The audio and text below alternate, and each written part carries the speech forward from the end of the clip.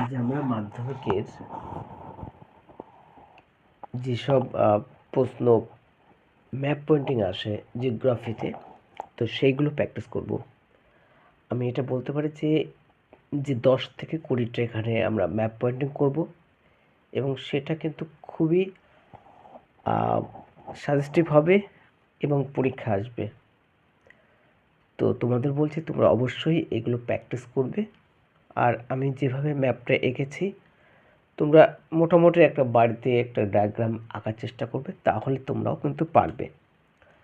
তো যে প্রশ্নগুলো সব থেকে বেশি আছে তোমাদের বিভিন্ন প্রিভিয়াস ইয়ারে যে কোশ্চেনগুলো এসছে, তো তার মধ্যে প্রথম আমরা যদি বলি, সব থেকে কমন যেটা সেটা হচ্ছে ডেকান ট্রাপ।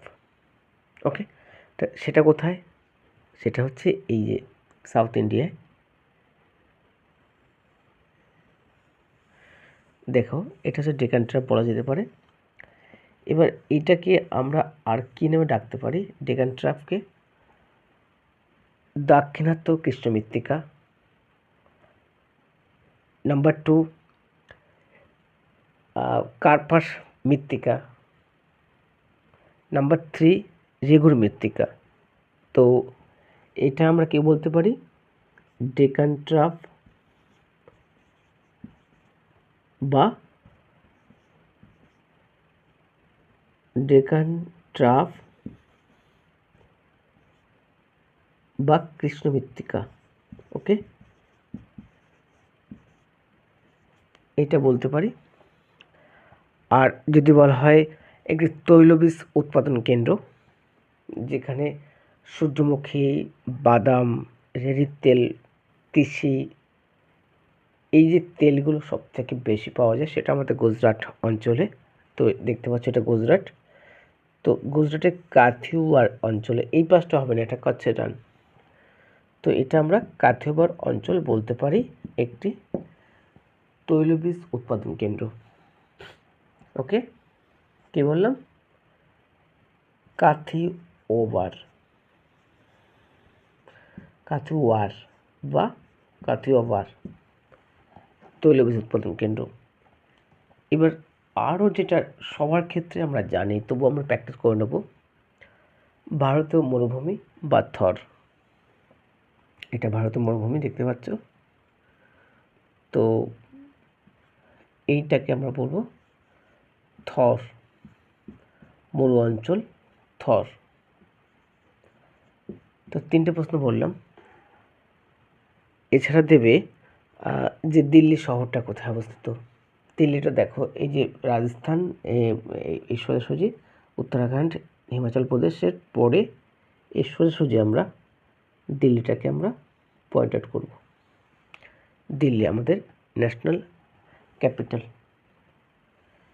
নেক্সট যেটা ডাল হ্রদ, উলার হ্রদ, মানে ভারতের মিষ্টি জলের হ্রদ, এটা কোথায়? জম্মু কাশ্মীরে। তো এইটা কিন্তু এই যে শ্রীনগর এখানে, তো শ্রীনগরের পাশে তোমরা পেয়ে যাবে ডাল হ্রদ, বা শ্রীনগরটাই দিয়ে দেবে। এটাই ডাল, এটাই উলার, এটাই শ্রীনগরকে ধরবে। তাহলে ডাল, তার পাশে হচ্ছে উলার, তার ওর তীরেই হচ্ছে শ্রীনগর। ওকে, পাশে ঝিলাম নদী, এবং এখানে কিন্তু ঝিলাম উপত্যকা রয়েছে, আর ডাল লেক আছে। ওকে, এবার এইখানে কাশ্মীরে আরেকটা যে কোশ্চেনটা, যেটা খুবই দেয়, যেটা খুবই ইম্পর্টেন্ট, সেটা হচ্ছে K2 বা গার্ডেনস্টিন, কাঞ্চনজঙ্ঘা পর্বতশ্রেণী। দেখো এইখানটায় এটা K2 পর্বত, মানে কারাকোরাম পর্বত এর যে গার্ডেনস্টিন সর্বোচ্চ শৃঙ্গ, এইটা হবে। ওকে, তো আমরা এখানে কিন্তু কারাকোরাম পর্বতটাকে আমরা পয়েন্ট আউট করতে পারি। তো কারাকোরাম পর্বতশ্রেণীর সর্বোচ্চ শৃঙ্গ হচ্ছে K2 বা গার্ডেনস্টিন। তারপরে আরেকটা কোশ্চেন খুবই যথেষ্ট ইম্পর্টেন্ট এবং খুবই হেডলাইন আসছে বারবার, এটা দেখে নাও যদি এসে যায় কোনোভাবে। সেটা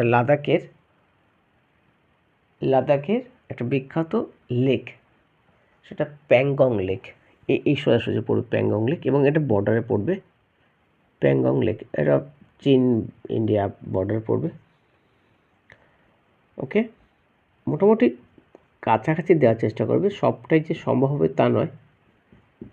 প্যাংগং লেক বা লেক প্যাংগং, এটা কিন্তু লাদাখের মধ্যে পড়বে। নেক্সট আমরা যাচ্ছি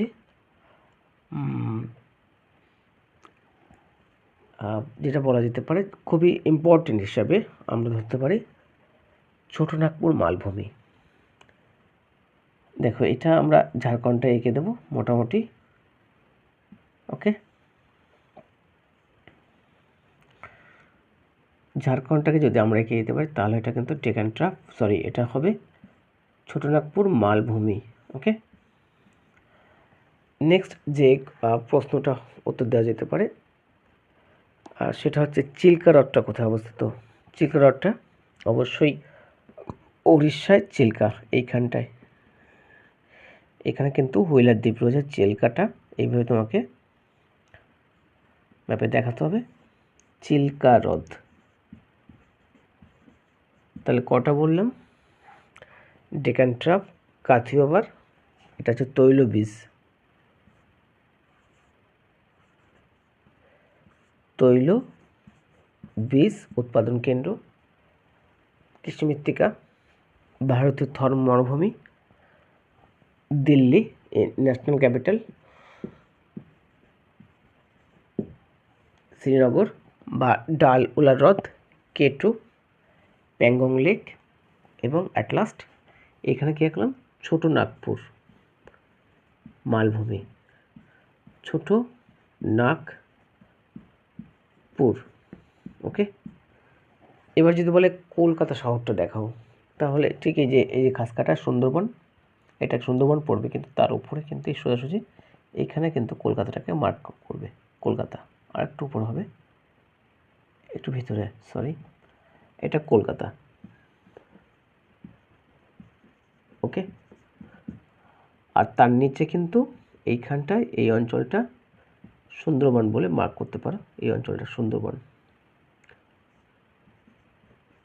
সুন্দরবন। আশা করি বুঝতে পারছো, সুন্দরবন আঁকলাম। এবার যদি বলে চেন্নাইটা কোথায়, চেন্নাইটাই যে এটা উঠে গেছে, এইটা এখানে চেন্নাই। চেন্নাইটা কিন্তু এইখানটায় চেন্নাই তোমাকে করতে হবে, চেন্নাই। তাহলে আর একটা শহর কিন্তু বাদ থেকে যাচ্ছে, সেটা মুম্বাই। মুম্বাইটাই যে গুজরাটের পাশে নিচে সুরাট, তার নিচে যে খাসকাটা অঞ্চলটা, এখানে মুম্বাইটাকে তোমরা চিহ্নিত করবে, পয়েন্ট আউট করবে, মুম্বাই।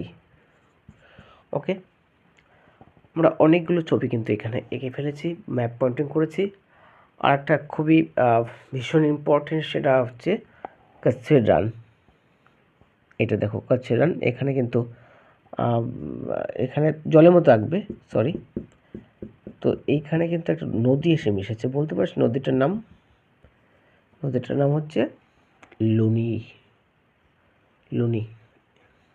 আর লুনিটা কিন্তু একটা পর্বতশ্রেণী থেকে উৎপন্ন হয়েছে, সেটা নাম বলতে পারো আরাবল্লী পর্বত। দেখো যে এই দিল্লিটার শেষ মাথা, যেখানে শেষ হচ্ছে দিল্লি, দিল্লিটা আমি মুছে দিচ্ছি, পরে লিখছি, দেখে নাও। দিল্লির থেকে যে এটা মাথাটা তৈরি হয়েছে, যে শিখর, আর গুজরাট পর্যন্ত মোটামুটি প্রভাবিত হয়েছে যে একটা বিখ্যাত পর্বতশ্রেণী, সেটা হচ্ছে আরাবল্লী পর্বতশ্রেণী। ওকে, তোমাকে এইভাবে মোটামুটি একটা আইডিয়া নিয়ে আসতে হবে। তো তার একটা কোনো একটা পাশ থেকে তৈরি হচ্ছে লুনি নদী। তাহলে এটা আমরা হাইলাইট করলাম, এটা আরাবল্লী, আর আরেকটা লুনি নদী, ভারতের একটু অন্তর্বাহিনী নদী লুনি, এটা লিখে দিলাম। এটা তোমরা অবশ্যই লিখে নিও, লুনি নদীটা। ওকে,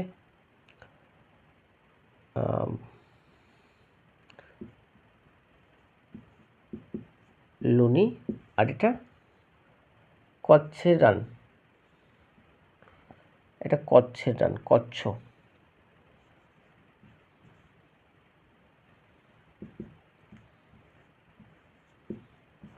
কচ্ছে যান। তো দেখো এখানে আমরা অনেক কিছুই এঁকে ফেলেছি। তার মধ্যে একটা গুরুত্বপূর্ণ লেকটা আমাদের খুবই আমাদের ভীষণ ইম্পর্টেন্ট হিসাবে যেটা পড়তে হবে সেটা হচ্ছে এইখানে দেখতে পাচ্ছ, নিশ্চয়ই ম্যাপটা বুঝতে পারছো। এই যে একটা কেরালা সীমান্তে এই যে জায়গাটা, এখানে রয়েছে একটা বিখ্যাত কিন্তু শহর প্লাস একটা লেক রয়েছে, সেটাকে ভেম্বনাথ বলা হয়। কয়াল বা ব্যাকওয়ার্ড বলা যেতে পারে, সেটা হচ্ছে ভেম্বানাথ